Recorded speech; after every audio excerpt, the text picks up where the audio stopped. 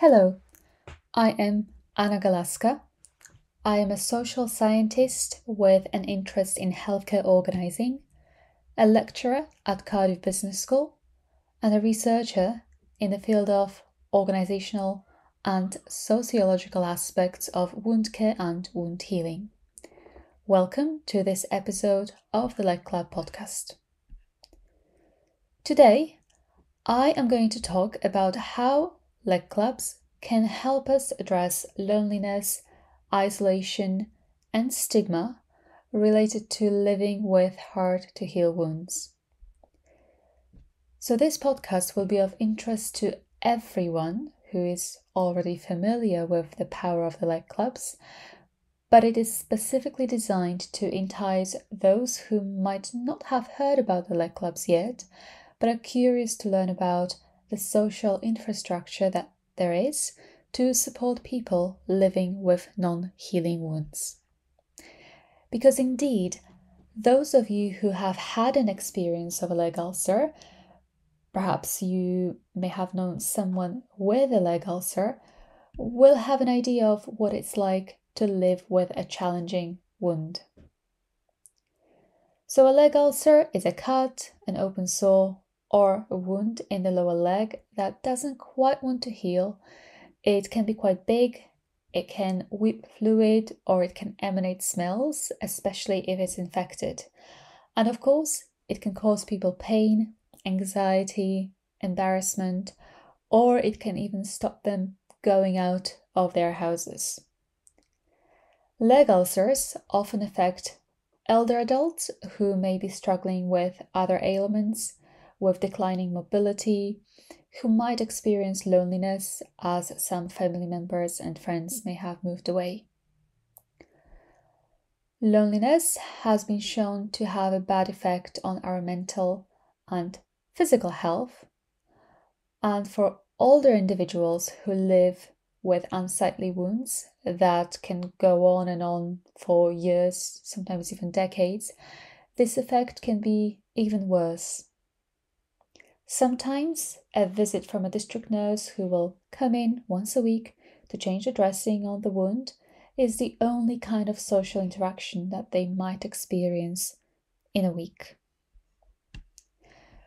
In recognition of these challenges, in 1995, a district nurse, then district nurse Ellie Lindsay, set up the first Leg Club, which is an organization that meets once a week in the community that brings together people with wounds, people who would otherwise wait at home for a visit from a district nurse. Leg clubs also bring together district nurses who would otherwise have to travel to individual patients' homes. In the leg club, people with wounds get treated together in an open area, and while waiting for their turn to be treated, they can chat to other people with wounds over a cup of tea, over a cup of coffee. Today there are over 40 leg clubs, most of them in the UK, but also a few in Germany, in Finland, in Australia, and more are planned for other parts of the world. In September 2019, when I worked as a researcher with the Welsh Wound Innovation Centre and Cardiff Business School, I did the first academically led service evaluation of the community leg clubs. What this means is that I was visiting 6 leg clubs in the UK, sitting in on the leg clubs, watching the nurses at work, chatting to people who visited the leg clubs, and the people who run the leg clubs to understand how they worked, but more importantly, why they worked the way they worked. And this is what I learned. The mission of the Leg Club is to empower the whole person, their physical and mental well-being. Patients are called members. This is specifically not to put them in a sick patient role, but to make sure that they feel healthy, but that they simply have problems with their legs that need to be given the right treatment by the right person at the right time. Members and nurses meet once a week in a non-medical setting, such as a community hall or a church. The room tends to be split into two sections. On one side of the room, the nurses will set up leg treatment stations so that the members normally face each other while they have their legs looked at. The nurse can spend as much time with a member as needed, so anything from 5 minutes up to an hour. Members can come in any time without having to book an appointment. They can come back every week, even if they don't have a wound anymore. This means that they can still have their legs washed and creamed, or they can just have a cup of tea and a chat without seeing a nurse at all. On another side of the room, members chat, laugh, have coffee, tea, cakes, they play tombolas and have raffles, they sell homemade jams and handmade cards. So the nurses are publicly funded, but the coffee, tea, cakes, or even the rent for the hire of the venue aren't. This means that they must be paid for with the funds which are gathered by Leg Club volunteers. Leg Club volunteers are people from the community who are often retired, who may have had an experience with a leg ulcer and want to give something back to the society.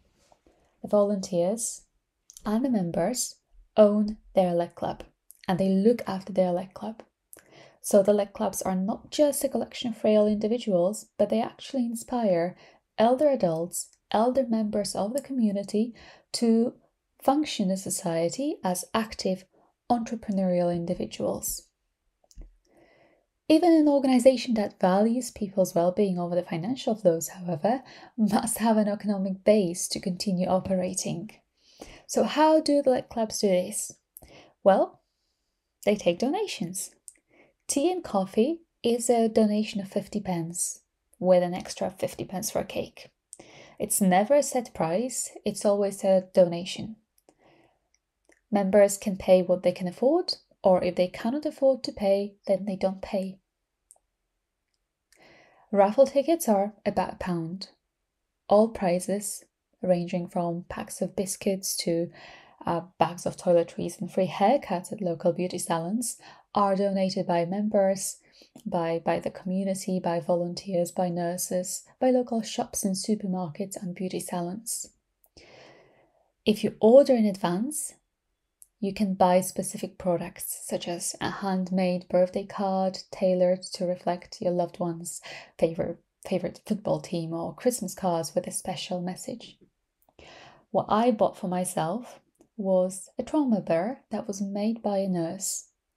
And I will keep that as a souvenir to remind myself that today there are still organizations that do good for the sake of doing good and not for money, that bring together like-minded people joined by the same life experiences, that give people previously deemed to be homebound a place where they can flourish, bond together. As leg clubs are reopening after the enforced lockdowns, their power to overcome loneliness and social isolation should be doubly appreciated to help us all work together towards a sustainable future. Thank you for staying with me today.